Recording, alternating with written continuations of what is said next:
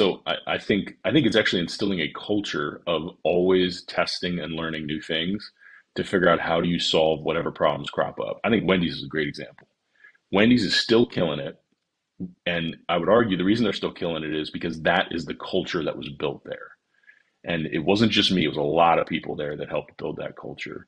But, I love it when I see in my feed, and I haven't been at Wendy's for 4 or 5 years, right? I've been there since I left in 2017, so I guess 4 or 5 years.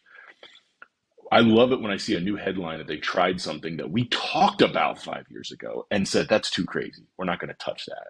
And they're actually doing it today.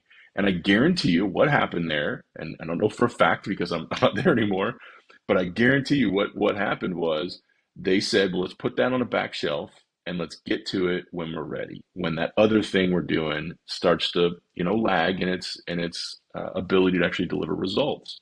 So, Wendy's went to breakfast 5 times in its history, and this last time it actually seems to have stuck.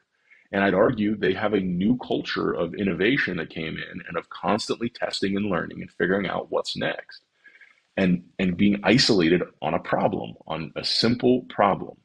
So, great organizations, the Apples, the Nikes, I'd argue Wendy's now of the world, they change the culture. So it's not about rinse and repeat anymore. And it always goes back at some point, it wears off at some point in every company. That's why Steve Jobs comes back into Apple. That's why someone in 10 years will probably have to go into Wendy's because the current crew that's there will be gone.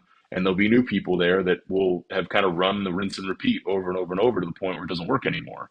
So it always happens. So guys like me always have something to do. We're never bored because there's always a company that needs to either change what they've been doing that has led to the success they're at because they need to move to a different level, or has found a slump and they need to rework that slump.